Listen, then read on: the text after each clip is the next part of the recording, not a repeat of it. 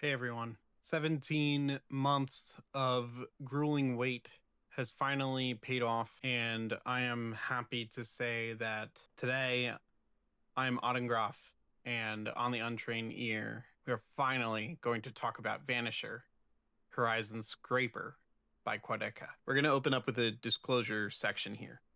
I've been a major fan of Quadeca ever since I was introduced to his music. This all kind of began in 2024 when I began my journey of critically evaluating music.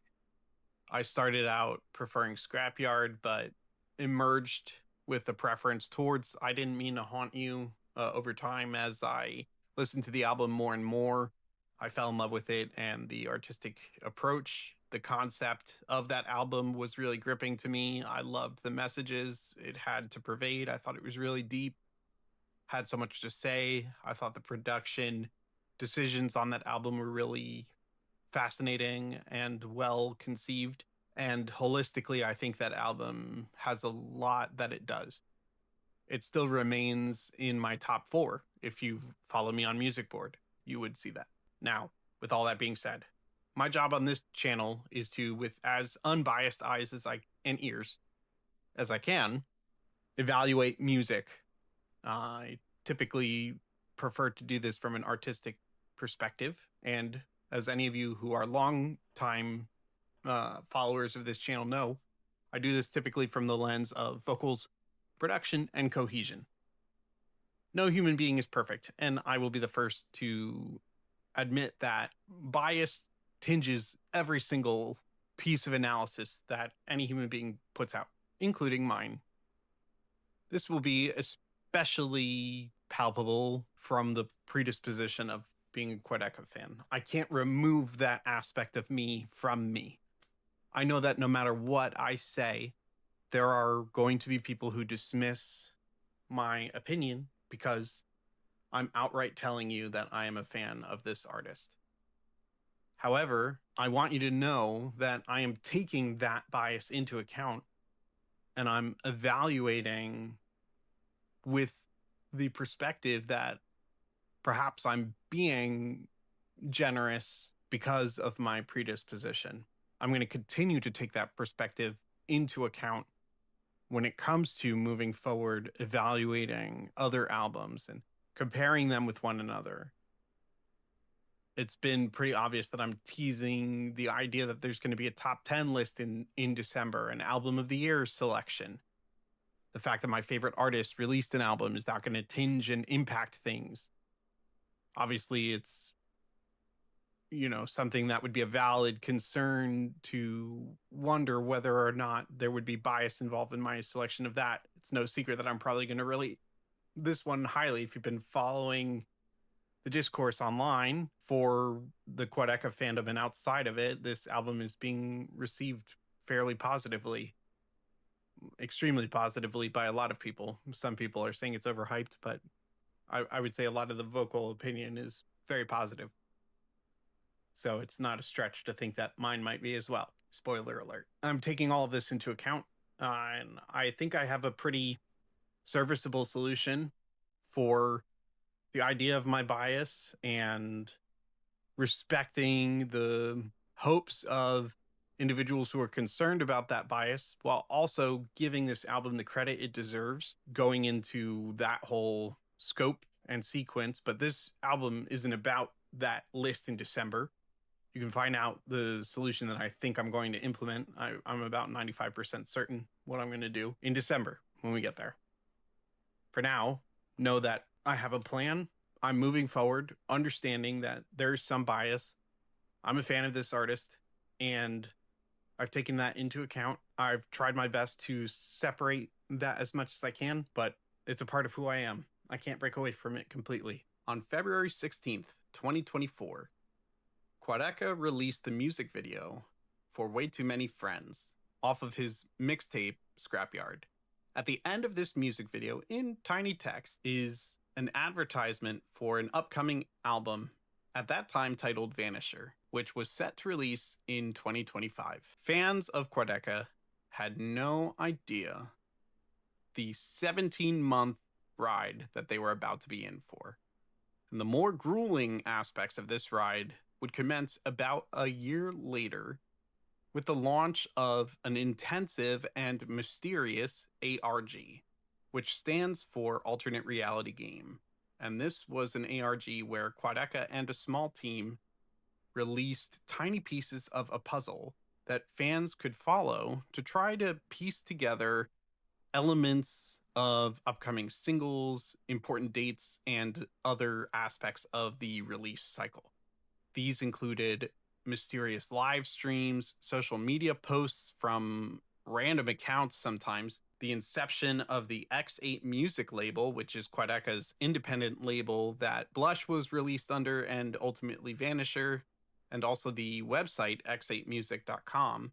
And on this website, a phone number which connected to a hotline that fans could call into that was updated regularly with sometimes portions of tracks from upcoming singles or just various tracks on the album, sometimes audios that either were involved in the album or sometimes even not, Morse code, other cryptic messages that would sometimes be connected to dates, sometimes be connected to information having to do with the release cycle.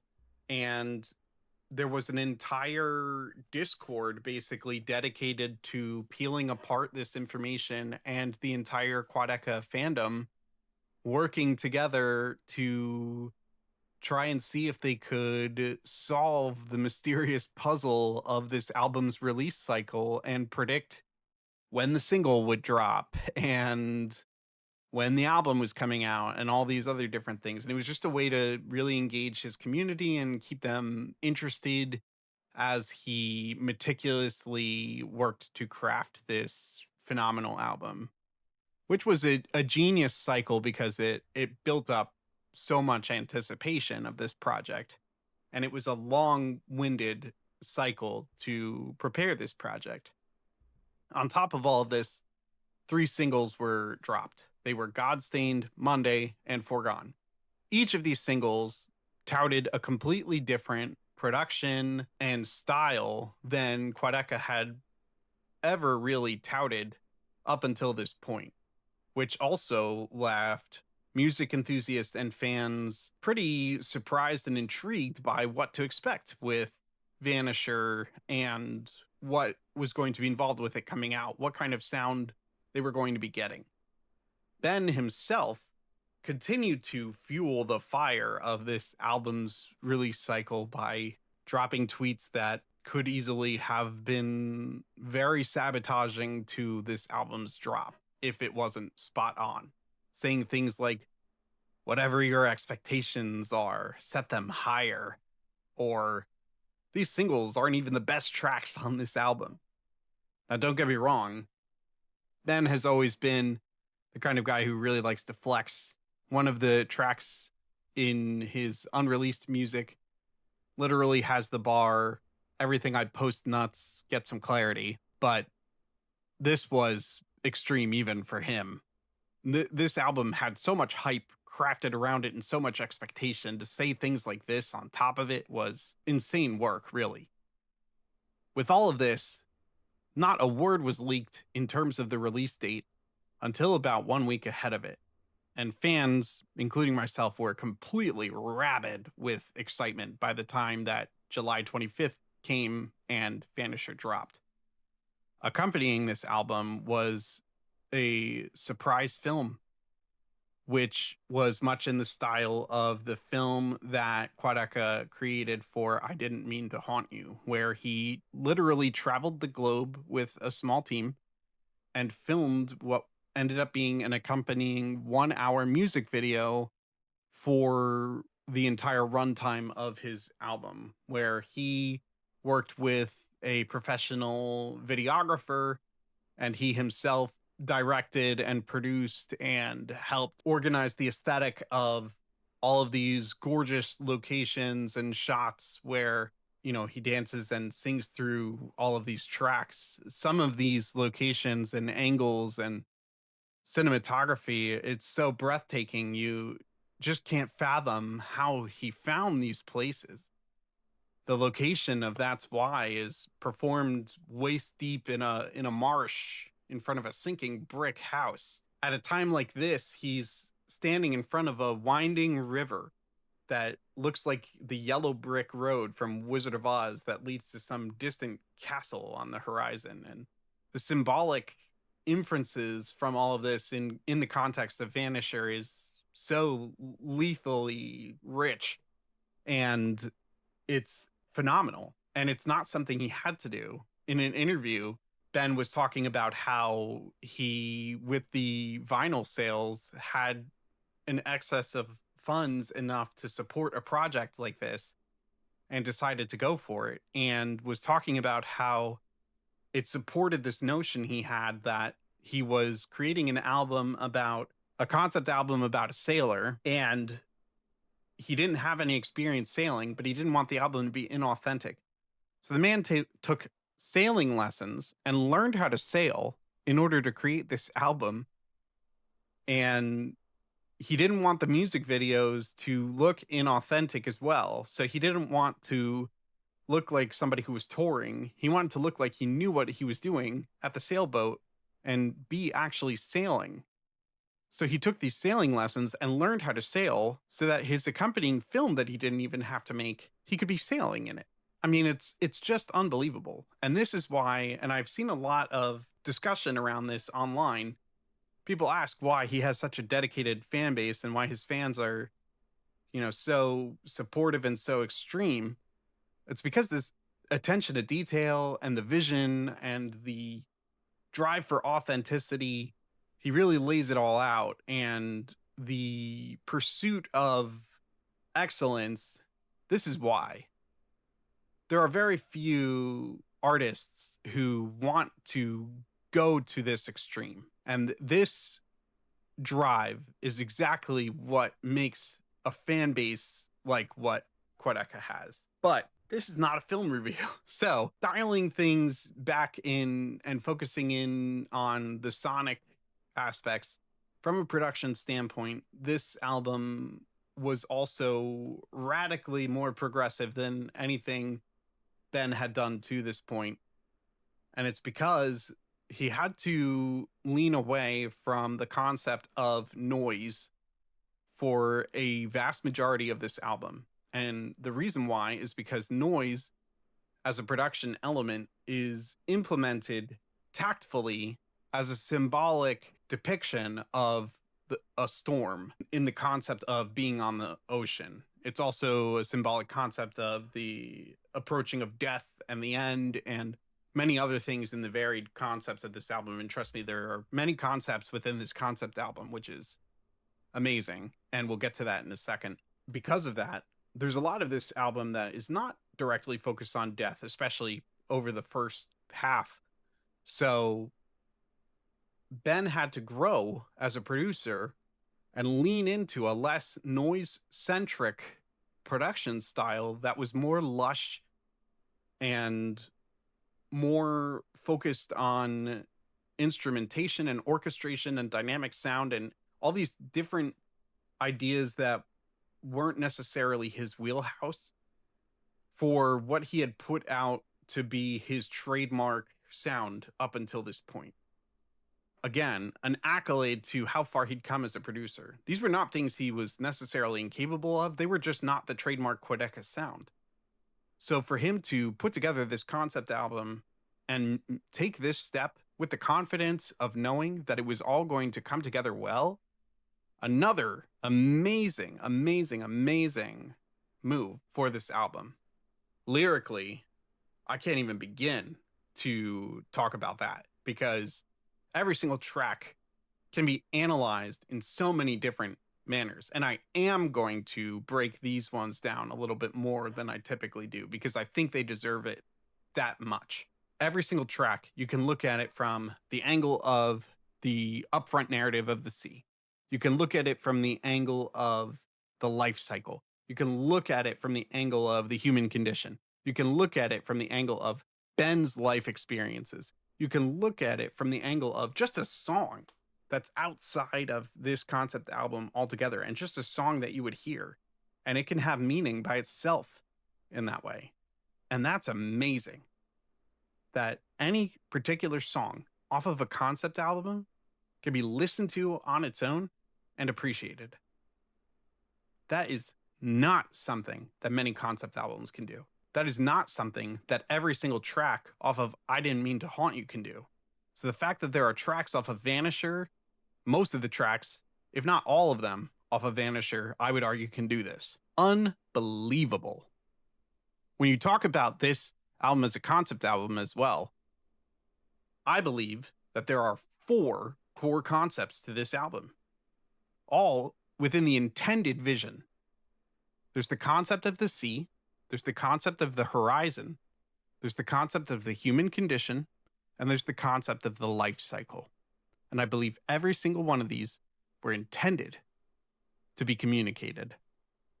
These are not the only ways that this album can and should be interpreted, because this album is supposed to be a discussion. But I think that these were the ways that this album was intentionally constructed and communicated. And we haven't even gotten to the track breakdown yet. We're going to open with Godstained, which was the first single released. This album displays its Latin influences with acoustic guitar through the chords and arpeggios that are displayed with the acoustic guitar. There's also an accent of woodwind and maracas that is displayed in the introductory mix. You also get some tambourine splayed into there to round the instrumentation out. And what you end up with is this very smooth sounding production, definitely like a jazzy, soulful-esque vibe. Quadeca's voice is implemented over several layers of harmony as he kind of croons across this very gorgeous piece, which, again, the production mix here is markedly clean for anything we've really heard from Ben up until this point. There are clearly other vocalists present, I will say as well, in the mix, such as Oleka. Her vocals across Vanisher are just gorgeous wherever she contributes. She was such an asset to this project. Lyrically, on the surface, we have our sailor who fixates on this bottle he finds in the ocean. There's an illusion that there's a message in the bottle that he finds, and symbolically, this song kind of dances around this homage to the bottle and this romantic notion. It represents the destiny that brought the two of them together. And of course, this can be applied in so many ways, whether it's the concept of the character's love of the sea and the horizon, and maybe the bottle coming from somewhere in the beyond that our sailor is approaching, or maybe humanity's fixation on predestination, religion, or even purpose. It can also be commentary on a relationship that was kind of doomed to occur and then as well doomed to end. Everything about this kind of bleeds smooth, jazzy ballad, but then there's this like awesome hip hop switch up at the end where the narrator kind of like almost claps back in frustration at the concept of this determinism and kind of starts dissing the idea of it, which kind of plays into the overall theme that Vanisher has, which is the idea of free will versus determinism is such a like concept that's played against. And it's basically this declaration of the notion that determinism can be a very comfortable, soothing idea for humankind, but that our sailor, our narrator, is choosing to abandon it for the pursuit of purpose or something greater. And so at the end of this smooth jazz ballad is rejection of it and an embracing of the concept of free will, and whether or not it's going to mean anything, we're going to pursue it. And so kind of is the engage notion to what winds up being the main journey of Vanisher in a lot of regard. At least that's my take on Godstained. And this album is so beautiful in the way that it's meant for discourse. So I could be wrong about all this, but that's my interpretation of it in a lot of means. So, please tell me yours. All right, up next, we have At a Time Like This. This track evolves from the ending of Godstained, and you get a tinge of paranoid isolation that injects itself into the ambiance, which is kind of an ongoing development and feeling across this album. It's a major theme that Ben seriously emphasizes with major production identifiers. He identifies it through the use of brass instrumentation, noisy production elements, and heavy reverb that's typically implemented over voluminous choirs of voices, oftentimes his own voice layered over itself. In the production mix, you can also clearly hear ambient sounds of wood creaking as if the deck of a ship swaying in the ocean.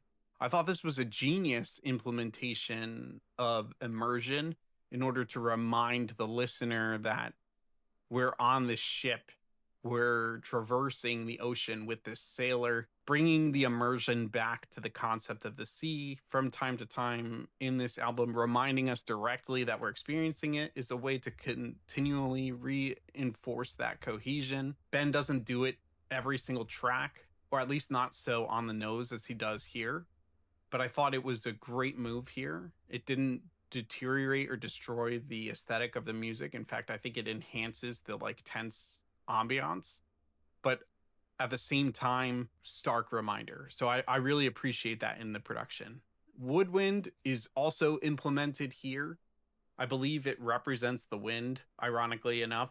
And here you can hear it diverging in pitch, kind of going up and down to simulate the variation in wind as it kind of winds around. Fun fact, in the music video accompaniment of this track, this is reinforced as you can see Ben wading through this winding river, the Wizard of Oz visual that I was talking about earlier, which is a nice symbolic reinforcer. I want to jump ahead because there's a segment in this track that I really was appreciative of that I thought was super potent.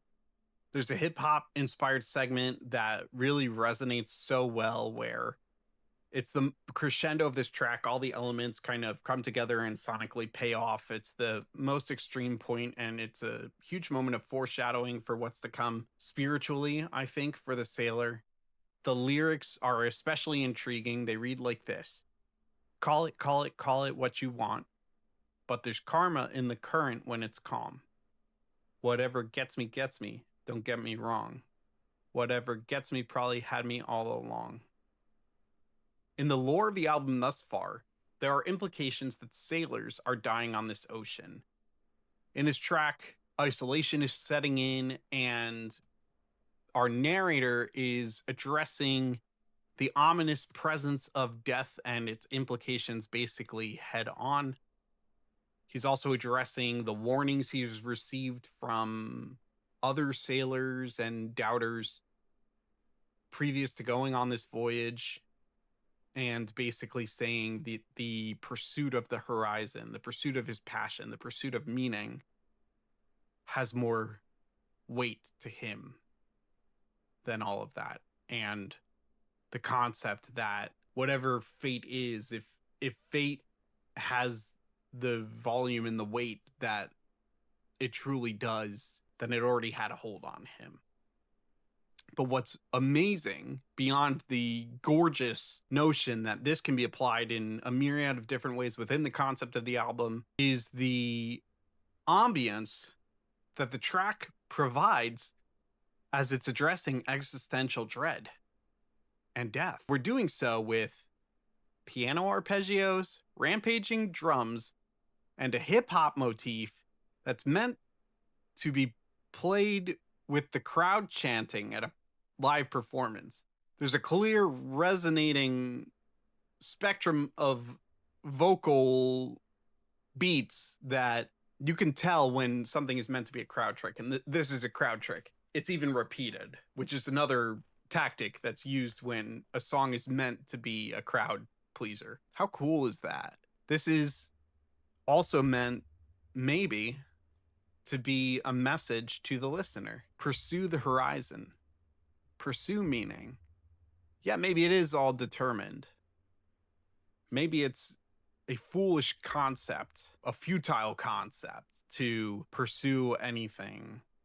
But if fate is real, then it probably already has you anyway. In the first interview that posted after this album came out, Ben mentioned that whenever he releases an album, one of the metrics he uses to evaluate his album releases is if I die after this album drops with it having been the last thing that released, would I die satisfied, thinking that this is the last piece of music the world will have from me?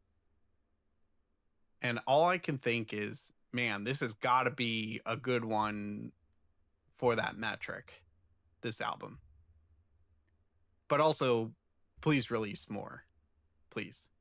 Please. All right, getting into Monday, the second single released on this album's hype cycle. Right away, you can't help but fall in love with the strings at the opening of this track. The sway of them just immediately reminds me of the basically lull of the ocean when it's calm. You can almost picture like the smooth back and forth. It's almost celebratory, like our sailor got out of a major storm. You get little dances of piano arpeggios and drifting flute. On this track, crescendos are accented by crashing cymbals, and they kind of remind me of basically sunset painted waves crashing against a shoreline. It's so aesthetic. This is truly from front to back a romantic ballad all the way through. When you listen to this, you just want to take someone in your hands and dance across the ballroom with them. It's gorgeous. And lyrically, the chorus is just hopeful. You get these lyrics, darling, don't you give up on a Monday. I want to tell you, I want you. You'd probably take it the wrong way.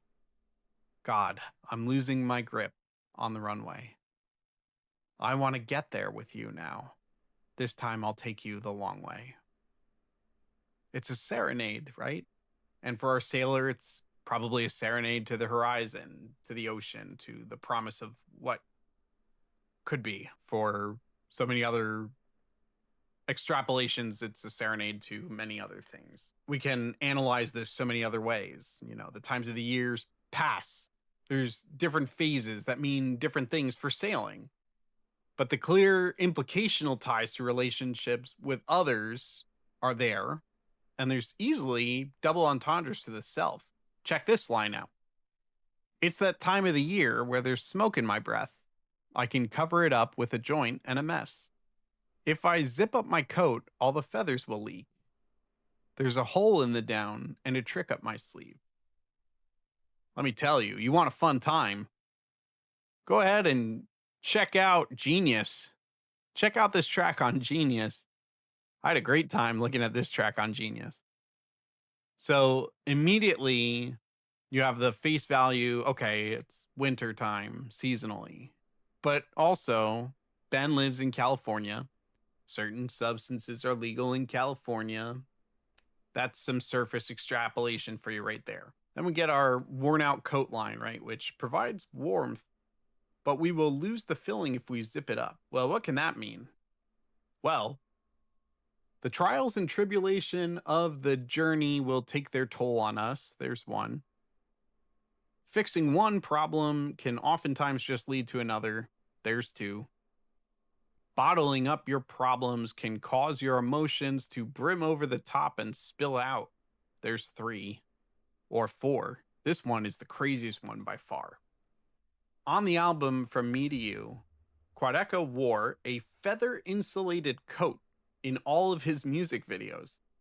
At that time, which was much earlier on in his professional career, like beyond the YouTube music videos, which was a dark time. If he donned that coat and went back to the style of music he was making at the time of From Me to You, he would not nearly be the musician he was with this album. He would not be making the same quality of music he is now. He wouldn't be as developed. So right there, you can take that line and you can chew it and spit it out 4 different ways. That's one sentence from this little serenade. And of course, all the lyricism on this track can easily lend itself to the concept of this romantic relationship, the ups and downs it goes through, its progress, which Quadeca also speaks on in this interview I keep alluding to. He confirmed it as when he's on tour, something that he draws on when he sings the track. So that's a very valid application as well.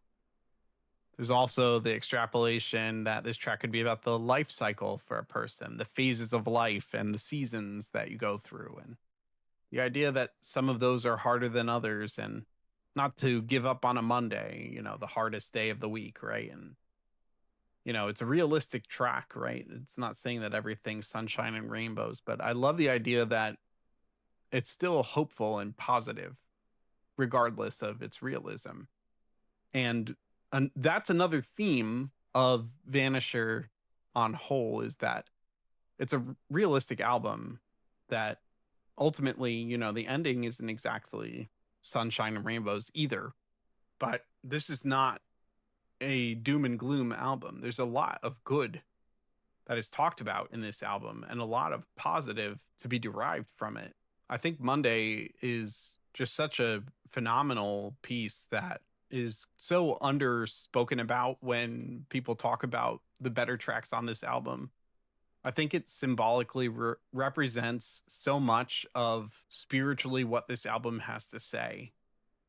And I don't think enough attention is given to that. So we come into Thunder, the noisy closing segment of the album. We open with the ticking of a clock. Our sailor's time is running out.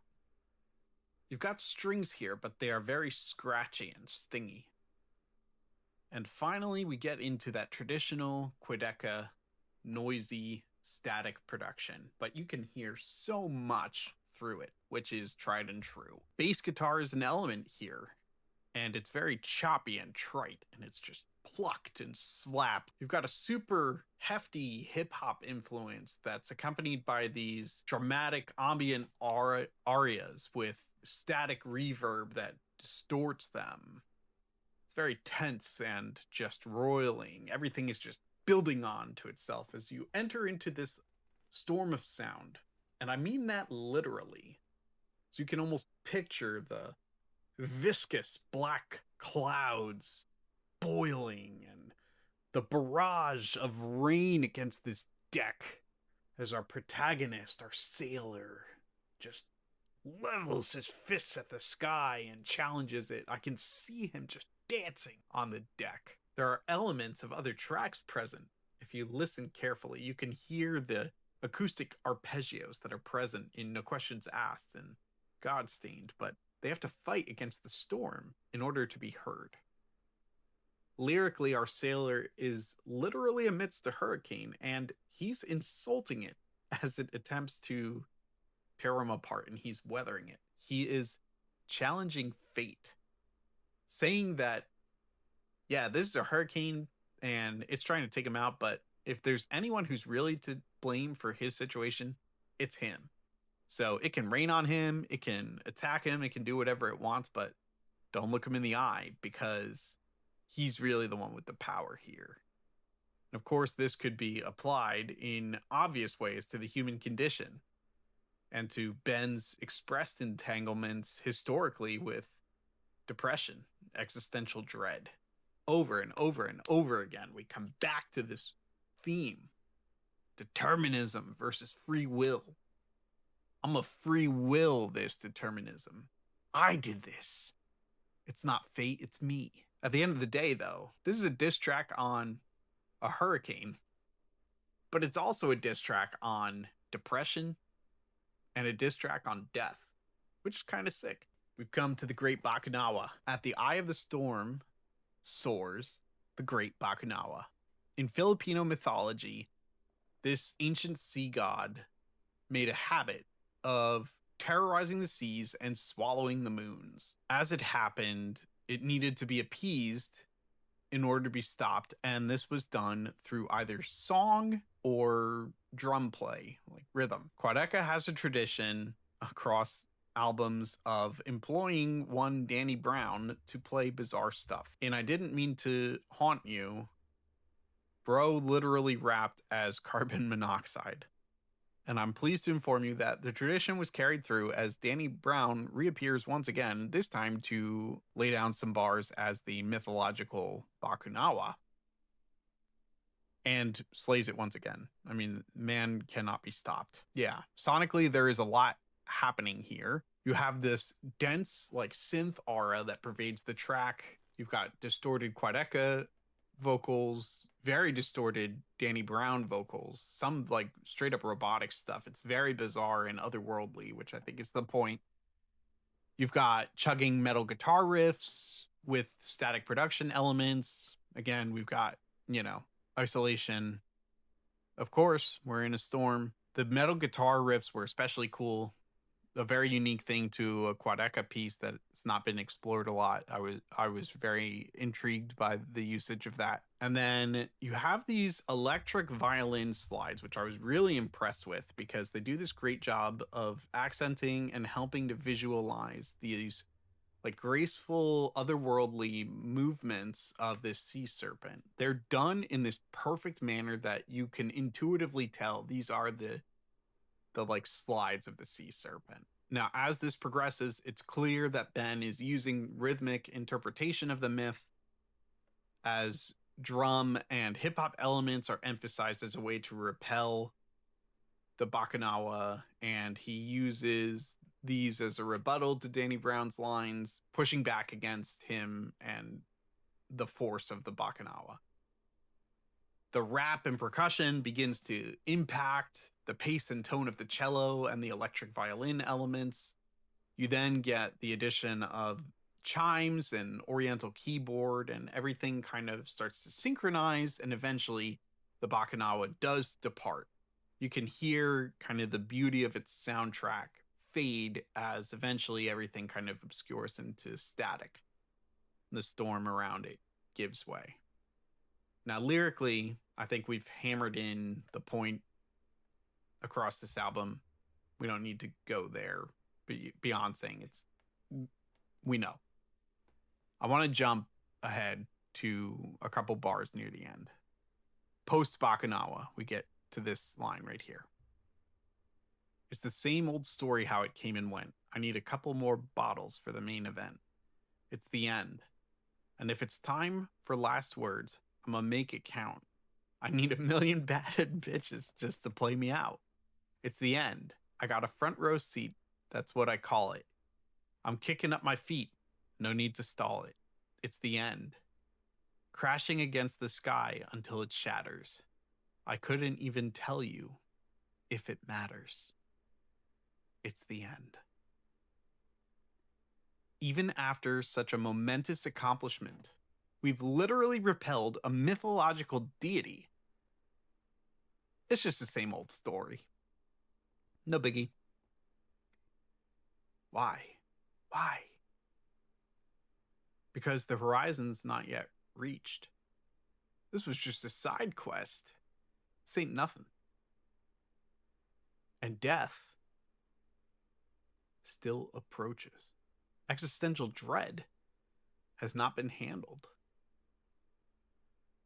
It's proven. Next line. With open arms, I welcome you.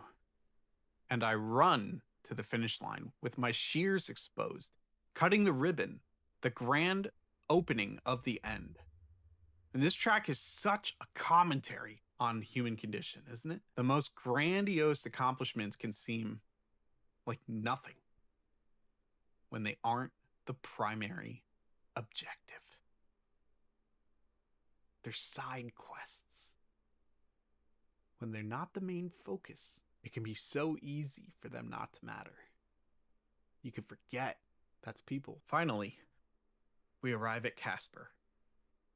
The perfect conclusion. It begins with strings and a discordant, reverb-painted choir. I want to go somewhere. Why can't we just go somewhere? Can we go somewhere that waits? that won't move away from us.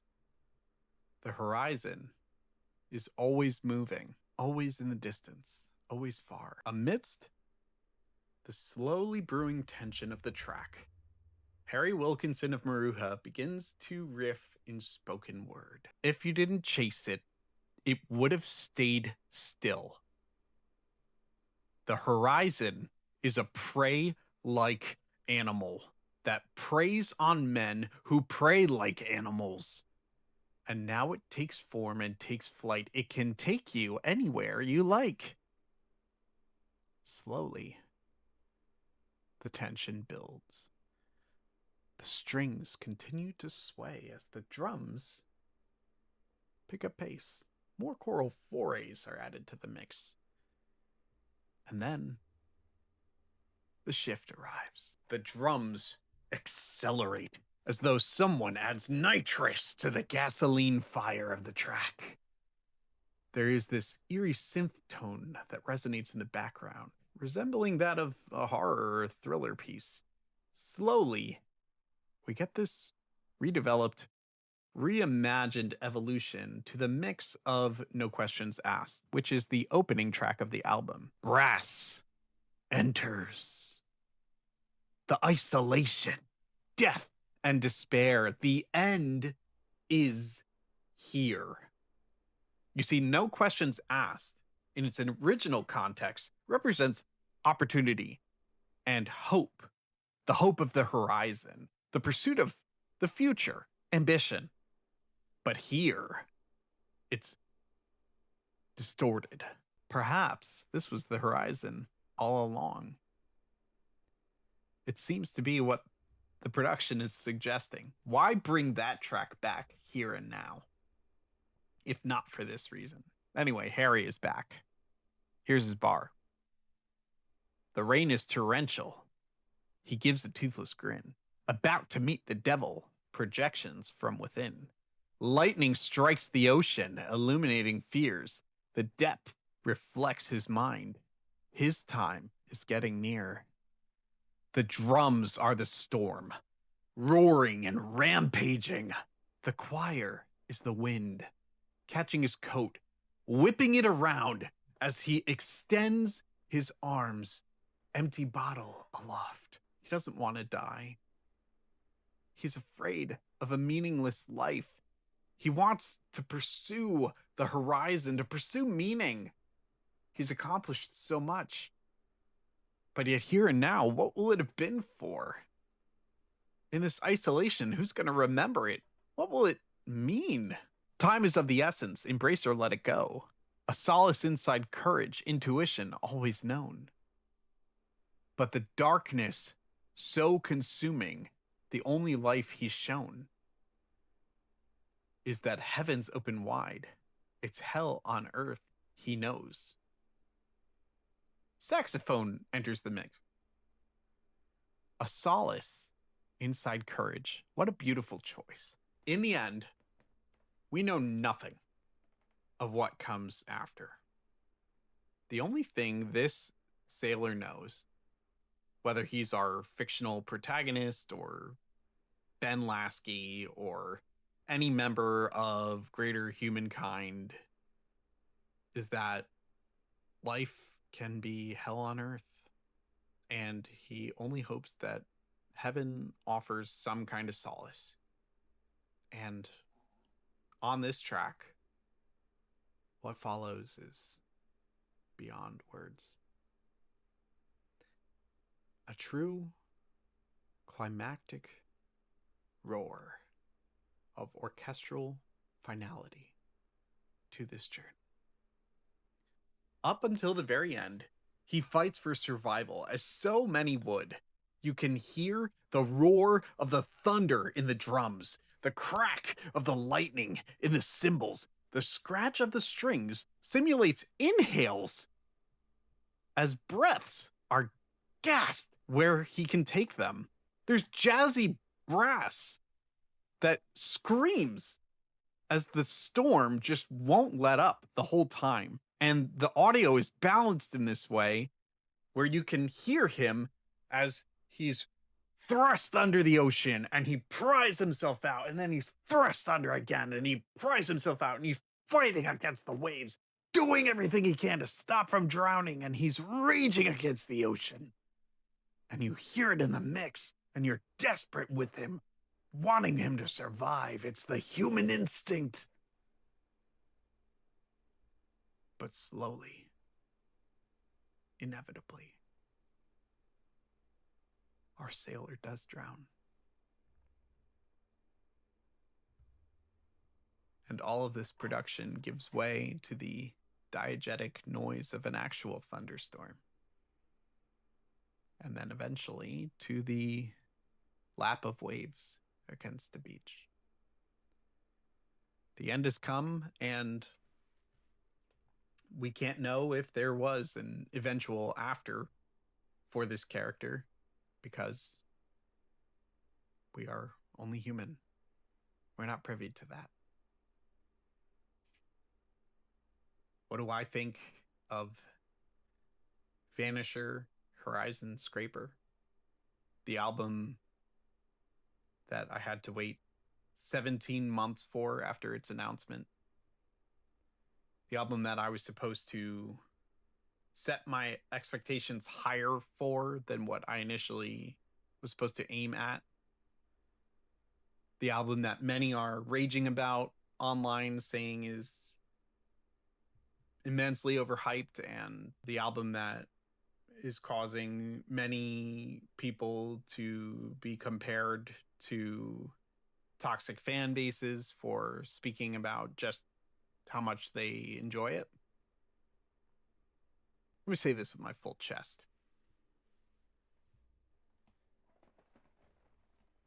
Knowing that there is an easy way to receive allegations for having bias. This album is a masterpiece.